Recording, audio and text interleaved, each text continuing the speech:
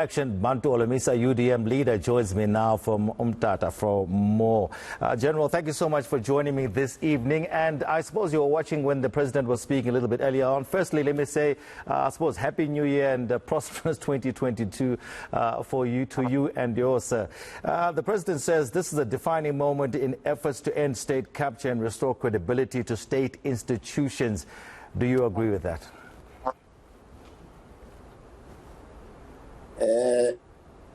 There is nothing new in what he had said. Almost all of the state sonas previously, which he addressed, he promised that he would deal decisively with corruption and maladministration and so on. So I don't know what plan he has this time around.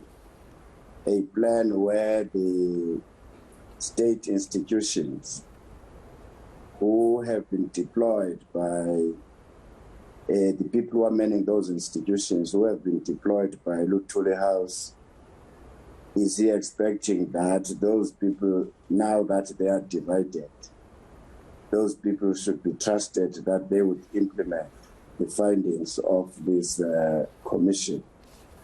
The party commission on PIC, which we spend a lot of millions, and they recommended that millions, if not billions, must be retrieved from those who stole it. We have not had any full report from him or his government. I doubt very much if we can invest a lot on these platitudes, which were expressed this afternoon. But we are keenly waiting to read the report. And I think this time around, the South Africans and the opposition political parties must not wait for the government. These guys are conflicted. So we have to come up with some kind of pressure. I don't know at this stage what kind of pressure, but we need something, because from Patoi downwards, don't expect that she is going to do anything. Because the president did say that, okay, they will look at this, study the report carefully. It'll take, he's asked for about 4 months before he can, formulate a response to all of this. And but he's also said that any state agency, can be the Hawks or the NPA, can take immediate action. Are those not the agencies maybe you can put pressure on to do so? This report, in the first instance, is the first of its kind that it is released in batches. What we would have loved is for Judge Zondo to tape the final report. And in that final report, Judge Zondo should come up with time frames. I doubt very much in this interim report, which he has released today, there will be time frames. So it's going to gather dust. Everybody is going to kick it down the road and say, we are waiting for the final report. After all, there is nothing new which is going to come out. We have been listening, and the Hawks, SIU, as well as NPA, have not prosecuted anybody. But my wish is that if there would ever be an action taken, is that those monies which were channeled to parties, in particular the ANC, through Bosasa, through Chancellor House, and so on, those billions of rands must be returned, and that the Parliament should instruct a National Treasury to ring-fence those funds which have been collected, so that we can say the money which was supposed to have been directed to the needy of the poor has finally been retrieved. Then we are going to build houses for them, we are going to bring water for them.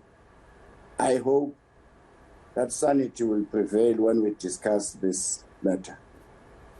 What's your take of the president's response when he was asked that there may be conflict of interest if the report does actually implicate the president or mention the president, and he should not be the one who the report is handed to? And he said if there's any conflict of interest, he'll do the honorable thing and step aside. What's your take?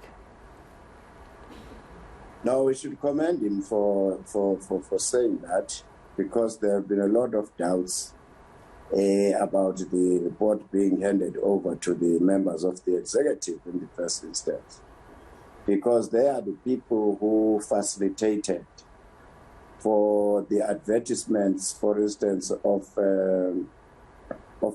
using SABC to generate revenue for the Guptas, and SABC was not getting anything. And we queried this thing, if you can Google, we queried when it was happening. But typical, we were dismissed.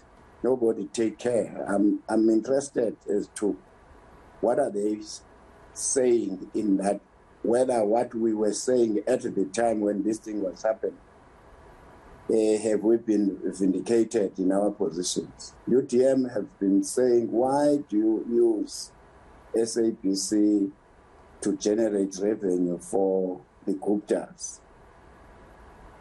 And SABC is not getting any cent, and they are using the money from Eskom, Prasa, Transnet. You saw the advertisement on the screen at the background. So, going forward, what role do you think Parliament should play in this? I think the Parliament must, for now, because the report has been given to the executives, fine. I think what Parliament should do now is to look at this first batch of report, and possibly in particular the opposition, because you can see here what the president is going to do. He is going to take by his time in order to brief the ANC structures, NEC, and they will come a strategy if they are heavily implicated on how to counter that. So this is when you are going to see the party being there, as usual, taking the first precedence ahead of the country.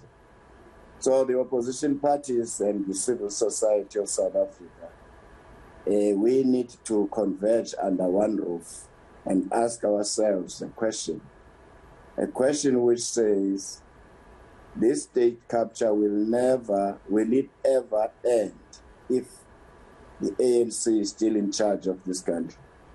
If the answer is not in the affirmative, what plan B do we have? Thank you so much for speaking with us this evening, Bantu Holomisa, the UDM leader. His comments on the handing over of the first volume of the state capture report.